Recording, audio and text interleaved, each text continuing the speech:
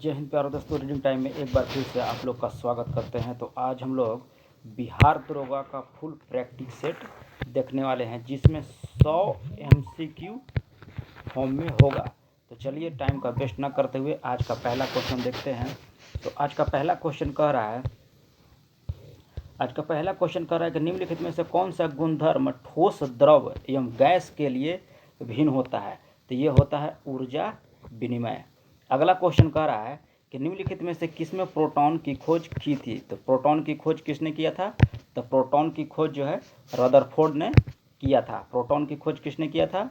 तो प्रोटॉन की खोज जो है रदरफोर्ड ने किया था। अगला क्वेश्चन कह रहा है कि निम्नलिखित में से कौन सा तत्व सबसे पहला कृत्रिम रूप से उत्पादित किया गया था। तो ये जो है सबसे पहला कृत्रिम रूप से उत्पादित किया गया था तत्व जो था वो था टेक्नीशियम तत्व जो था यह कृत्रिम रूप से उत्पादित पहला तत्व था।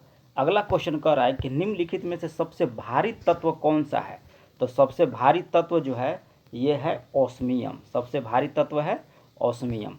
अगला है कि बॉल पेन जो होता है, बॉल पेन किस सिद्धांत पर कार्य करता है। तो बॉल पेन जो है श्यानता के नियम पर सिद्धांत पर काम करता है। अगला है कि प्लान वेग क्या होता है।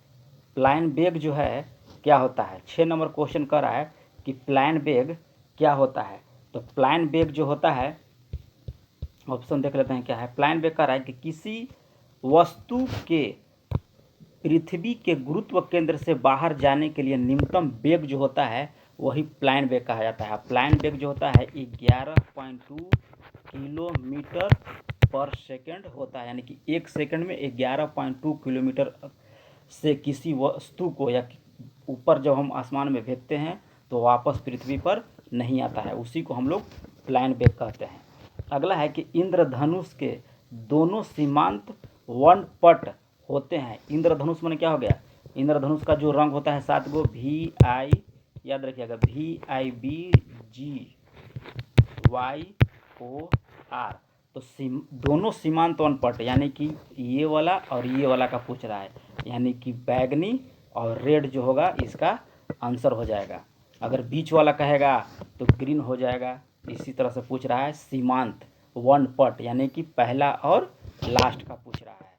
अगला कह रहा है 8 नंबर क्वेश्चन कि नॉट इनमें से किस गति की इकाई है। तो नॉट जो है ये हो जाता है समुद्री जहाज की इकाई है। अगला है कि सबसे कम तरंग दैर्ध्य वाला प्रकाश कौन होता है।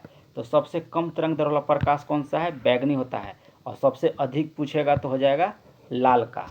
अगला है 10 नंबर म्यूजिक कंस्ट्रक्ट्स के लिए हॉल के दीवारों को क्या किया जाता है। तो हॉल को दीवारों को ध्वनि का अवशोषण करना चाहिए। जब जैसे म्यूजिक जिसे बजता है ना वहाँ पे ध्वनि बहुत ज़्यादा होता है, तो जो दीवारों पर जो लगाया जाता है वो ध्वनि को अवशोषण करने के लिए लगाया जाता है। अगला है कि जीवन की उत्पत्ति किस काल में हुई थी।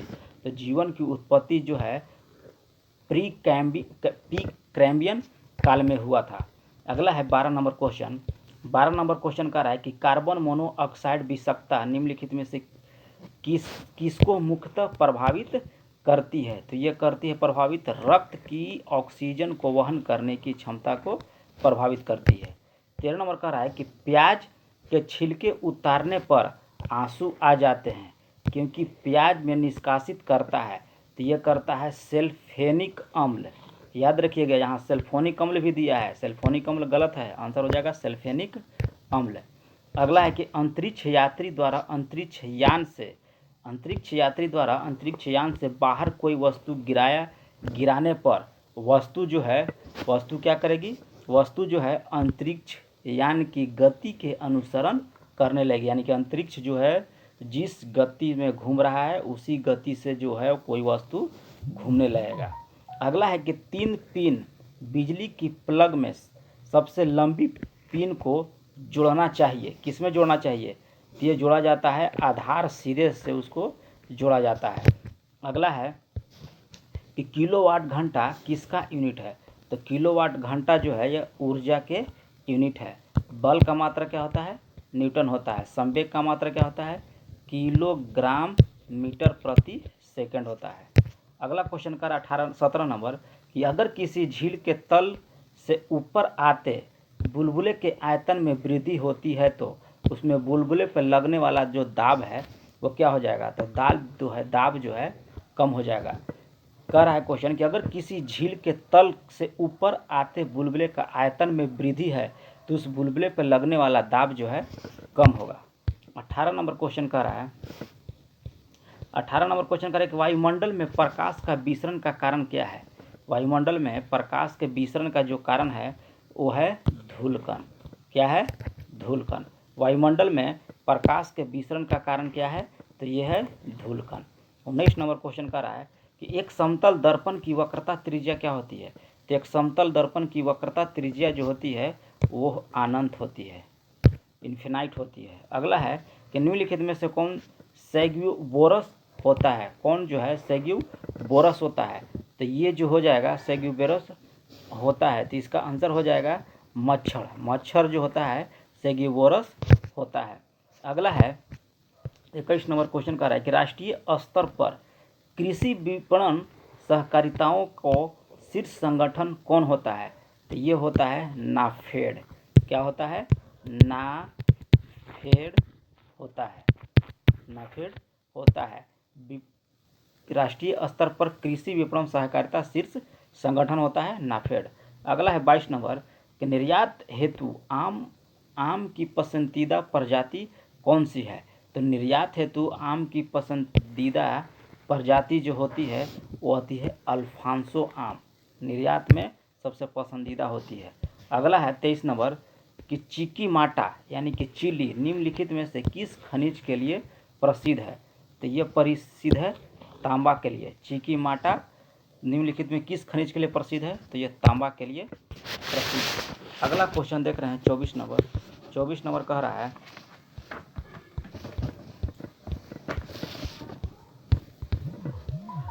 24 नंबर क्वेश्चन कह रहा है कि नेपानगर किस उद्योग के लिए जाना जाता है। तो नेपानगर जो है ये अखबारी कागज के लिए जाना जाता है। नेपानगर किस लिए जाना जाता है, किस उद्योग के लिए, तो अखबारी कागज के लिए जाना जाता है। अगला क्वेश्चन कह रहा है 25 नंबर HAL किसका उत्पादन से संबंधित है, यानी कि हाल जो है किसका उत्पादन से संबंधित है। तो ये आपका संबंधित है वायुयानों के लिए। वायुयान का जो कल पुर्जे हैं ये हाल के अंतर्गत किया जाता है। हाल एक कंपनी है, हाल के अंतर्गत किया जाता है। अगला है कि निम्नलिखित में से कौन सा एक तृतीयक क्रियाकलाप है। तृतीयक, तो तृतीयक कलाप हो जाएगा इसमें विपणन जो होता है यह तृतीय कलाप होता है। अगला है कि जैसे जैसे अर्थव्यवस्था का विकास होता है वैसे वैसे GDP में तृतीय क्षेत्र का जो अंश होता है वो क्या होता है, तो तृतीय का क्षेत्र का जो अंश होता है वो बढ़ता है। क्वेश्चन कर रहा है कि जैसे जैसे अर्थव्यवस्था का विकास होता है वैसे वैसे GDP में तृतीय क्षेत्र का अंश जो है बढ़ता है। तृतीय क्षेत्र का मतलब होता है निर्माण और विनिर्माण। प्राथमिक क्षेत्र कहेगा तो हो जाता है कृषि, प्राथमिक क्षेत्र में हो जाता है कृषि और खनन, प्राथमिक क्षेत्र में हो जाता है। द्वितीय क्षेत्र कहेगा तो द्वितीय क्षेत्र में हो जाता है जैसे बैंकिंग जो है वो द्वितीय क्षेत्र में आता है, और तृतीय क्षेत्र में होता है विनिर्माण, और निर्माण को हम तृतीय क्षेत्र में करते हैं। इसीलिए कह रहा है कि जैसे जैसे अर्थव्यवस्था का विकास होता है वैसे वैसे GDP में तृतीय क्षेत्र का अंश जो है बढ़ता है। 28 नंबर कह रहा है कि भारत सरकार की राजकोषीय नीति का निम्नलिखित में से कौन सा उद्देश्य नहीं है। ये उद्देश्य नहीं है, अंतर्राज्यीय व्यापार का नियमन जो है ये भारत सरकार के राजकोषीय नीति के अंतर्गत नहीं आता है। अगला है 29 नंबर कि यदि सकल राजकोषीय घाटे में से ब्याज भुगतान को निकाल दिया जाए तो अवशेष क्या होगा। तो ये अवशेष हो जाएगा सकल प्राथमिक घाटा हो जाएगा। फिर से देखिए क्वेश्चन क्या कह रहा है। क्वेश्चन कह रहा है कि यदि सकल राजकोषीय घाटे में से ब्याज का भुगतान को निकाल दिया जाए तो अवशेष को क्या कहा जाएगा। तो ये अवशेष को कहा जाएगा सकल प्राथमिक घाटा कहा जाएगा। नेक्स्ट क्वेश्चन देखते हैं। नेक्स्ट क्वेश्चन 30 नंबर कह रहा है कि यदि प्राथमिक घाटे में ब्याज को भुगतान को सम्मिलित कर लिया जाए तो यह किसके बराबर हो जाएगा। तो ये बराबर हो जाएगा राजकोषीय घाटा के बराबर हो जाएगा। क्वेश्चन क्या कर रहा है कि प्राथमिक घाटे में ब्याज भुगतान को सम्मिलित कर लिया जाए तो यह किसके बराबर हो जाएगा? तो यह हो जाएगा राजकोषीय घाटे के बराबर हो जाएगा। 31 नंबर कह रहा है कि निम्नलिखित में से कौन सबसे नवीन पर्वत श्रेणियां है? तो ये सबसे नवीन पर्वत श्रेणियां कौन सी है? शिवालिक जो है सबसे नवीन पर्वत श्रेणियां है। अगला है कि भारत का 40% सड़क परिवहन होता है, ये किससे होता है? भारत का 40% सड़क परिवहन जो होता है वह राष्ट्रीय राजमार्ग के द्वारा होता है। अगला क्वेश्चन कह रहा है कि चिल्का झील कहाँ स्थित है? तो चिल्का झील जो है ये आपका पड़ जाएगा मालाबार तट पर स्थित है। चिल्का झील जो है यह मालाबार तट पर स्थित है। 34 नंबर कह रहा है क्वेश्चन कि भारत के किस राज्य में उसके क्षेत्रफल का अधिक प्रतिशत राष्ट्रीय उद्यान के अंतर्गत आता है? तो ये आता है सिक्किम। सिक्किम जो ऐसा राज्य है जिसका क्षेत्रफल जो है अधिक प्रतिशत जो है राष्ट्रीय उद्यान, यानी कि सबसे ज़्यादा क्षेत्रफल पर इसका जो है राष्ट्रीय उद्यान है सिक्किम में। अगला है 35 नंबर की कौन सी मिट्टी गीली होने पर फैलती है तथा शुष्क होने पर इसमें दरारें पड़ जाती हैं? तो ये होती है काली मिट्टी। काली मिट्टी जो होती है, कहाँ गया, ये होती है काली मिट्टी। आंसर जो हो जाएगा आपका सी हो जाएगा, काली मिट्टी।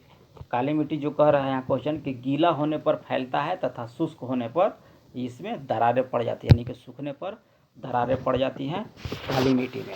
अगला क्वेश्चन कर रहा है कि किस मिट्टी की प्राकृतिक नवीकरण के कारण इसमें उर्वरकों के उपयोग की सबसे कम आवश्यकता होती है? तो ये होती है जलोढ़ मिट्टी में।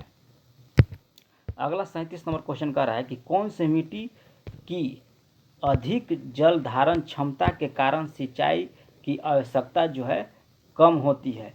तो ये हो जाती है आपका काली मिट्टी में।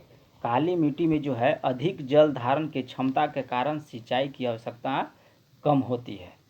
अगला है उष्णकटिबंधीय सदाबहार वन कहाँ पाए जाते हैं? तो उष्णकटिबंधीय सदाबहार वन जो है ये पाए जाते हैं पश्चिमी घाट में पाए जाते हैं। कहाँ पाए जाते हैं? पश्चिमी घाट में पाए जाते हैं। उष्णकटिबंधीय सदाबहार वन जो है पश्चिमी घाट में पाए जाते हैं। अगला क्वेश्चन कह रहा है कि अरावली पर्वत श्रृंखला किस नदी प्रणाली से द्विभाजित हो जाती है? कौन सी पर्वत श्रृंखला है? अरावली पर्वत श्रृंखला जो है कौन सी नदी प्रणाली से द्विभाजित हो जाती है? तो ये हो जाती है लूनी और बनास नदियाँ से द्विभाजित हो जाती है। कौन सी पर्वत श्रृंखला? तो अरावली पर्वत श्रृंखला जो है लूनी और बनास नदियाँ से द्विभाजित हो जाती है। 40 नंबर क्वेश्चन कह रहा है कि जवाहर सागर, राणा प्रताप सागर और गांधी सागर जलाशय किस नदी पर स्थित है? तो ये हो जाती है चंबल नदी पर। ऐसे भी याद रखिए कि जितना भी सागर जो है वो चंबल नदी पर ही स्थित है।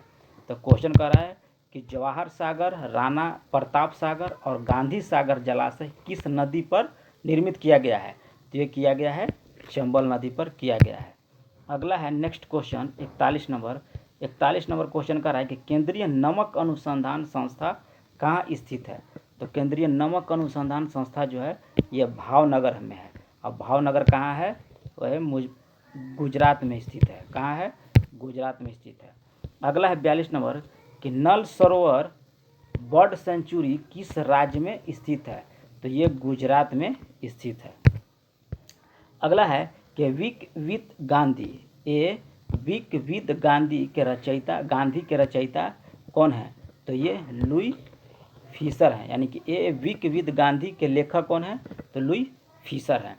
अगला नेक्स्ट क्वेश्चन का रहा है 44 नंबर कि प्रथम अंतर्राष्ट्रीय फिल्म समारोह कहाँ हुआ था? तो प्रथम अंतर्राष्ट्रीय फिल्म समारोह जो है यह मुंबई में हुआ था। अगला है कि किस शहर को सन सिटी के रूप में जाना जाता है? यानी कि किस सिटी को सन सिटी के रूप में जाना जाता है? तो ये जाना जाता है जोधपुर को जो है सन सिटी के नाम से रूप में या नाम से जाना जाता है। पिंक सिटी किसको कहता है? जयपुर को पिंक सिटी कहा जाता है। क्या कहा जाता है? पिंक सिटी कहा जाता है। जयपुर को पिंक सिटी कहा जाता है। अगला क्वेश्चन कर रहा है कि प्रथम स्वकीय अंतरिक्ष यात्री कौन थे? तो प्रथम शौकीय अंतरिक्ष यात्री जो थे वह डेनिस टिटो थे। अगला क्वेश्चन कह रहा है 47 नंबर। 47 नंबर क्वेश्चन कह रहा है 47 नंबर क्वेश्चन कह रहा है कि ओलंपिक खेलों में स्विमिंग पूल में कुल कितने लेन होते हैं? वो होते हैं 8 लेन होते हैं। ओलंपिक खेलों में स्विमिंग पूल में कुल कितने लेन होते हैं? तो 8 लेन होते हैं। इस टाइप का होता है, देखिए इस टाइप का 8 लेन होता है, 1 2 3 4 5 6 7 8 इस टाइप का होता है। अब इसी में जो खिलाड़ी हैं तैरते हैं, यही पूछ रहा है कि स्विमिंग पूल के खेल में कि कुल कितने लेन होते हैं? याद रखिएगा कि ये 8 होते हैं। अगला क्वेश्चन कह रहा है कि सेंट्रल स्कूल ऑफ संस्कृत कहाँ स्थित है? तो सेंट्रल स्कूल ऑफ संस्कृत जो है यह तिरुपति में स्थित है। अगला क्वेश्चन कह रहा है कि विदेशी मुद्रा विनिमय के अवैध धंधे को किस नाम से जाना जाता है? तो ये जाना जाता है हवाला व्यापार के रूप में जाना जाता है। अगला है कि ताशकंद शहर किस देश में स्थित है? तो ताशकंद जो है यह उज्बेकिस्तान में स्थित है। कहाँ स्थित है? उज्बेकिस्तान में स्थित है। अगला है 51 नंबर कि जनहित याचिका शुरुआत किसके द्वारा की गई थी? तो जनहित याचिका जो है यह न्यायिक पहल के द्वारा शुरुआत की गई थी। किसके द्वारा? न्यायिक पहल के द्वारा शुरुआत की गई थी। 52 नंबर क्वेश्चन है कि निम्नलिखित में से कौन सा भारत के राष्ट्रपति की इच्छा तक ही पद पर बना रह सकता है? यानी कि राष्ट्रपति जब तक चाहेगा उसको रख सकता है और जब मन करेगा उसको हटा सकता है। तो ये होता है राज्यपाल। राज्यपाल का जो है राष्ट्रपति जब मन करेगा तब उसको पद से हटा सकता है या पद में उसको शामिल कर सकता है। 53 नंबर क्वेश्चन कह रहा है 53 नंबर कह रहा है कि राज्य सरकार के मंत्री को वेतन एवं भत्तों का निर्धारण किया जाता है। तो किसके द्वारा किया जाता है? तो ये राज्य विधानसभा के द्वारा किया जाता है। अगला क्वेश्चन कह रहा है कि निम्नलिखित में से कौन सा राज्य मानव अधिकार आयोग का कार्य नहीं है? तो राष्ट्रीय राज्य मानव अधिकार आयोग का कार्य नहीं है। तो ये नहीं है। मानव अधिकारों की सुरक्षा और पुनर्वलोकन करना है, ये राज्य मानव अधिकार का कार्य नहीं है। अगला है कि मुख्य चुनाव आयुक्त को पदच्युत किया जा सकता है, यानी कि पद से हटाया जा सकता है। ये किया जाता है उस प्रक्रिया द्वारा जो सर्वोच्च न्यायालय के न्यायाधीशों पर लागू होता है, यानी कि जो सर्वोच्च न्यायालय के न्यायाधीश पर लागू होगा वही मुख्य चुनाव के आयुक्त पर भी लागू होगा। अगला क्वेश्चन कह रहा है कि संविधान में प्रथम संशोधन जो वर्ष 1951 में पारित हुआ था वह किससे संबंधित था? तो वो संबंधित जो था वह कुछ राज्यों में किए गए कृषि और कृषि भूमि के संबंधित सुधार के संरक्षण से था, या डायरेक्ट भी कह सकते हो कि भूमि विवाद से था। क्या से था? भूमि से था। अगला क्वेश्चन कह रहा है 57 नंबर की रेलवे अंचलों के लिए संसद सदस्यों की परामर्शदात्री समिति का गठन किया जाता है। तो किया जाता है संसदीय कार्य मंत्रालय के द्वारा गठन किया जाता है। 58 नंबर क्वेश्चन कह रहा है 58 नंबर क्वेश्चन कह रहा है कि संसद की अस्थायी समिति के सदस्यों को लोकसभा और राज्यसभा के किस अनुपात में मिलाया जाता है? किस में? संसद की अस्थायी समिति के सदस्यों को तो ये मिलाया जाता है 2 और 1 के अनुपात में, यानी कि 2 भाग रहेंगे लोकसभा और 1 भाग रहेंगे राज्यसभा। लोकसभा 2 और राज्यसभा 1 के अनुपात में रहेंगे। कौन? अस्थायी समिति के सदस्य। अगला है 59 नंबर कि निम्नलिखित में से कथनों पर विचार करके बताइए कि इनमें से कौन सा कथन सही है। तो ये हो जाएगा, इसका आंसर हो जाएगा कि ये मूल अधिकार, छोटा सा थोड़ा कर देते हैं, इसे दिखाई नहीं दे रहा है। हाँ, क्वेश्चन कर रहा है कि कथनों पर विचार कीजिए और सही उत्तर की व्याख्या कीजिए। तो इसमें है कि यह मूल अपीलीय और परामर्श संबंधी क्षेत्राधिकार रखता है, ये बिल्कुल सही है। अगला है कि नीचे कुछ राज्यों तथा राज्यसभा और उन आवंटित सदस्यों की संख्या सूचित की गई है को सम्मिलित कीजिए। यानी कि कह रहा है कि मध्य प्रदेश में सम्मिलित नहीं है, महाराष्ट्र में कितनी है राज्यसभा सीटों की संख्या? 19 सही है। तमिलनाडु में 18, पश्चिम बंगाल में 16 और बिहार में भी कितना है? 16 ही है। और मध्य प्रदेश में 16 नहीं है, ये गलत है। अगला क्वेश्चन कह रहा है कि युग्म समाधान का साक्ष्य कहाँ से प्राप्त हुआ था? तो युग्म समाधान का साक्ष्य जो है ये लोथल से प्राप्त हुआ था। अगला है कि प्राचीन भारत में सिंचाई कर को क्या कहा जाता था? तो प्राचीन भारत में सिंचाई कर को वो कहा जाता था विदक भागम कहा जाता था। प्राचीन भारत सिंचाई में कर को क्या कहा जाता था? तो विदक भागम कहा जाता था। अब नेक्स्ट क्वेश्चन है कि वैष्णव मत किन शासकों के संरक्षण में अपने चरमोत्कर्ष पर था? तो वैष्णव जो था यह गुप्त वंश के शासकों में चरमोत्कर्ष पर था। अगला है कि जैद अवस्था किस धर्म के साथ जुड़ा हुआ है? तो ये जुड़ा हुआ है पारसी धर्म के साथ जुड़ा हुआ है। अगला है कि गांधी जी को वन मैन बाउंड्री फोर्स कहकर किसने संबोधित किया था? तो ये किया था माउंटबेटन ने किया था। यानी गांधी जी को वन मैन बाउंड्री फोर्स कहकर माउंटबेटन ने संबोधित किया था।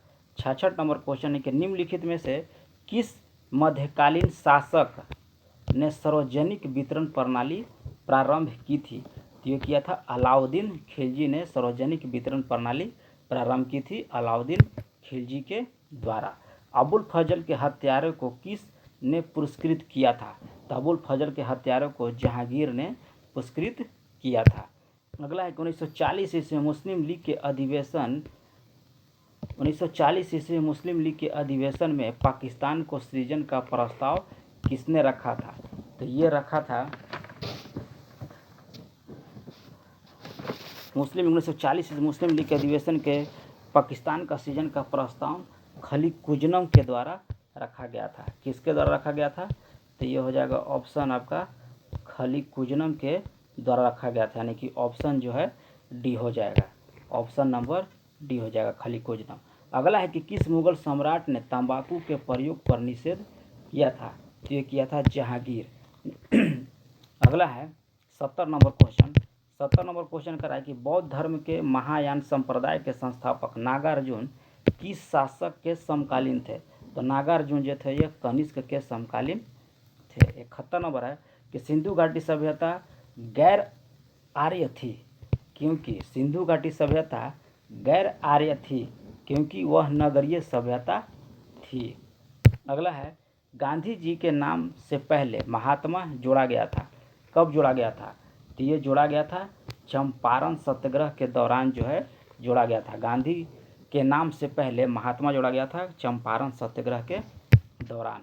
73 नंबर क्वेश्चन कर रहा है कि शिमला का सन्यासी के नाम से किसे जाना जाता है? तो ए ओ हुम को जाना जाता है। किसको जाना जाता है? एम हुम को जाना जाता है शिमला का सन्यासी के नाम से। 74 नंबर क्वेश्चन कर रहा है कि बाल गंगाधर तिलक किसे अपना राजनीति गुरु मानते थे? तो बाल गंगाधर तिलक जो है शिशिर कुमार घोष को अपना राजनीति गुरु मानते थे। किसे मानते थे? शिशिर कुमार घोष को अपना राजनीति गुरु मानते थे। कौन? बाल गंगाधर तिलक। 75 नंबर क्वेश्चन कह रहा है कि स्वाधीनता हमारा लक्ष्य है और हिंदुत्व की हमारी आकांक्षा पूरी कर सकती है। यह कथन किसका था? तो ये कथन जो है आपका अरविंद घोष का था। स्वाधीनता हमारा लक्ष्य है और हिंदुत्व की हमारी आकांक्षाएं पूरी कर सकती है, अरविंद घोष ने कहा था। अगला है 76 नंबर कि the story of my experiment with the story of my experiment with truth किसकी आत्मकथा है? तो यह महात्मा गांधी की आत्मकथा है। अगला है कि महात्मा गांधी जी ने किसका समर्थन नहीं किया था? तो यह भारी उद्योगों का समर्थन नहीं किया था। अगला है कि पहली टेलीग्राफ लाइन डलहौजी के द्वारा 1852 में किसके बीच शुरू किया गया था? तो यह कलकत्ता और आगरा के बीच शुरू किया गया था। पहला टेलीग्राफ लाइन लॉर्ड डलहौजी के द्वारा 1852 ईस्वी में कलकत्ता और आगरा के मध्य। अगला है रानी विक्टोरिया को किस विधान से भारत की साम्राज्ञी घोषित किया गया था? तो यह किया गया था रॉयल टाइटल्स एक्ट 1876 ईस्वी के द्वारा रानी विक्टोरिया को विधान से भारत का साम्राज्ञी घोषित किया गया था। और नेक्स्ट क्वेश्चन कह रहा है नेक्स्ट क्वेश्चन कह रहा है कि प्रांतीय स्वायत्ता किस एक्ट के द्वारा स्थापित हुई थी। तो प्रांतीय स्वायत्ता जो है ये 1935 ईस्वी के एक्ट के द्वारा स्थापित किया गया था। अगला है 81 नंबर क्वेश्चन, किस राज्य सरकार ने राज्य खाद्य सुरक्षा योजना के तहत 1 वर्ष तक का मुफ्त चावल प्रदान करने की घोषणा की है। तो ये की है उड़ीसा सरकार के द्वारा 1 वर्ष तक मुफ्त चावल प्रदान करने की घोषणा की है उड़ीसा सरकार के द्वारा। हाल ही में सुमित्रा सेन का निधन हो गया। किसका निधन हो गया? सुमित्रा सेन का निधन हो गया। वह क्या थी? तो वह गायिका थी। कौन? सुमित्रा सेन, जिनका हाल ही में निधन हो गया। वह कौन थी? तो वह गायिका थी, याद रखिएगा। अगला है इरफान खान ए लाइफ इन मूवीज नामक पुस्तक किसके द्वारा लिखा गया था। तो ये लिखा गया था शुभ्रा गुप्ता के द्वारा लिखा गया है। इरफान खान ए लाइफ इन मूवीज नामक पुस्तक शुभ्रा गुप्ता के द्वारा लिखा गया है। अगला है कि इनमें से किस ट्रेन का नाम बदलकर अक्षरधाम एक्सप्रेस किया गया है। तो यह अहमदाबाद दिल्ली संपर्क क्रांति एक्सप्रेस का नाम जो है अक्षरधाम एक्सप्रेस कर दिया गया है। अगला क्वेश्चन का रहा है 85 नंबर कि दिसंबर 2022 में किस राज्य ने धर्मांतर विरोधी कानून को सख्त बनाने के लिए विधेयक पारित किया है। तो यह उत्तराखंड किया है। ऐसे हिमाचल प्रदेश और मध्य प्रदेश भी किया है, लेकिन दिसंबर 2022 में पूछ रहा है कि किस राज्य ने धर्मांतर विरोधी कानून को सख्त बनाने के लिए विधेयक पारित किया है। तो यह अभी जो दिसंबर 2022 में पूछा है तो उत्तराखंड, ऐसे मध्य प्रदेश और हिमाचल प्रदेश भी किया है। 86 नंबर क्वेश्चन का रहा है कि दिसंबर 2022 को किस देश की नौसेना ने क्रूज मिसाइल के खिलाफ लंबी दूरी की इंटरसेप्टर मिसाइल का सफल परीक्षण किया है। तो ये किया है इजराइल जो है 2 दिसंबर 2022 को नौसेना की क्रूज मिसाइल के खिलाफ लंबी दूरी की इंटरसेप्टर मिसाइल का सफल परीक्षण किया है इजराइल। अगला क्वेश्चन कह रहा है 87 नंबर कि दिसंबर 2022 में निम्नलिखित में से किस राज्य मंत्रिमंडल ने कृषि में महिलाओं को सशक्तिकरण हेतु 367.19 करोड़ की मंजूरी प्रदान की है। तो ये की है 1 करोड़ की मंजूरी प्रदान की है उड़ीसा के द्वारा। अगला है कि 88 नंबर क्वेश्चन करा है कि नवंबर 2022 में निम्नलिखित में से किस देश ने नीरज चोपड़ा को फ्रेंडशिप एम्बेसडर बनाया है। तो ये बनाया है आपका स्विट्जरलैंड जो है नीरज चोपड़ा को फ्रेंडशिप ब्रांड एम्बेसडर बनाया है। 89 नंबर क्वेश्चन का रहा है कि 2 नवंबर 2022 को किस देश ने अपने अंतरिक्ष स्टेशन के लिए मैक्टियन नामक लैब मॉड्यूल लॉन्च किया है। तो ये किया है चीन किया है। कौन सी किया है?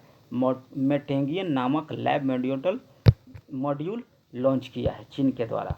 क्राइम इन इंडिया 2021 रिपोर्ट के मुताबिक 2021 में देश में कुल कितने ट्रांसजेंडर व्यक्तियों का अपहरण हुआ है। तो ये हुआ है एक व्यक्ति का जो है अपहरण हुआ है। कौन व्यक्ति थी? तो वह ट्रांसजेंडर व्यक्ति थी, जिसमें एक व्यक्ति का अपहरण हुआ है।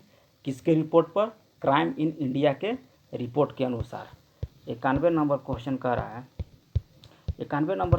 रहा है किसे इंडिया टूरिज्म स्टैटिस्टिक्स रिपोर्ट 2022 के मुताबिक 2021 में कितने भारतीय विदेश की यात्रा की है। तो ये किए हैं आपका 85.5 लाख लोग जो हैं या भारतीयों ने विदेश की यात्रा की है। अगला है कि किसानों की मदद के लिए किस राज्य ने हिमकैंड योजना प्रारंभ की है। तो ये हिमाचल प्रदेश ने किया है। किसके लिए? किसानों की मदद के लिए हिमकैंड योजना प्रारंभ की है हिमाचल प्रदेश। अगला है कि विश्व मानक दिवस कब मनाया जाता है। तो विश्व मानक दिवस जो है यह 14 अक्टूबर को मनाया जाता है। अगला है कि स्वच्छता सर्वेक्षण 2022 में 1 लाख से अधिक आबादी वाला गंगा के किनारे बसा सबसे स्वच्छ शहर का पुरस्कार किससे प्राप्त हुआ। तो यह प्राप्त हुआ है हरिद्वार का। किसमें 1 लाख से अधिक आबादी वाला गंगा के किनारे बसा सबसे स्वच्छ शहर का पुरस्कार हरिद्वार को मिला है। 95 नंबर कह रहा है कि स्वच्छता सर्वेक्षण ग्रामीण 2022 के तहत बड़े राज्य की श्रेणी में प्रथम पुरस्कार किसे प्राप्त हुआ है? तो ये प्राप्त हुआ है तेलंगाना को। अगला है 96 नंबर कि अगस्त 2022 में किस प्रदेश में स्थित चिनाब नदी पर दुनिया का सबसे रेलवे पुल आगे देखते हैं। रेलवे पुल वो कहाँ गया जी? रेलवे पुल चिनाब ब्रिज के गोल्डन ज्वाइंट का उद्घाटन किया है। तो ये किया गया है जम्मू कश्मीर में किया गया है। अगला है 97 नंबर कि किस राज्य के अगस्ता मलाई हाथी रिजर्व को राज्य का 5वां हाथी रिजर्व घोषित किया गया? तो ये किया गया है तमिलनाडु के अगस्ता मलाई हाथी रिजर्व को राज्य का 5वां हाथी रिजर्व घोषित किया गया है। या ऐसे भी डायरेक्ट क्वेश्चन पूछेगा कि अगस्ता मलाई हाथी रिजर्व किस राज्य में है? तो तमिलनाडु में है। अब पूछेगा कि यह कैवां है? तो 5वां है। अगला है 98 नंबर कि ICC female player of the month जुलाई 2022 का पुरस्कार विजेता एमा लैम्ब किस देश की हैं? तो ये हो जाएंगी इंग्लैंड की हैं। 99 नंबर क्वेश्चन कह रहा है कि राष्ट्रमंडल खेल 2022 में भारत ने सर्वाधिक पदक किस खेल में जीते हैं? तो जीते हैं रेसलिंग में। किस खेल में? तो राष्ट्रमंडल खेल 2022 में भारत ने सर्वाधिक पदक किस खेल में जीता? तो रेसलिंग में जीता है। अभी लास्ट क्वेश्चन कह रहा है कि संस्कृत भाषा को बढ़ावा देने के लिए राज्य के प्रत्येक जिले में एक संस्कृत ग्राम स्थापित करने वाला देश का पहला राज्य कौन सा है? तो यह उत्तराखंड है। कौन सा ग्राम कह रहा है? संस्कृत ग्राम स्थापित करने वाला देश का पहला राज्य जो है उत्तराखंड है। तो ये रहा है आप लोग का 100 क्वेश्चन।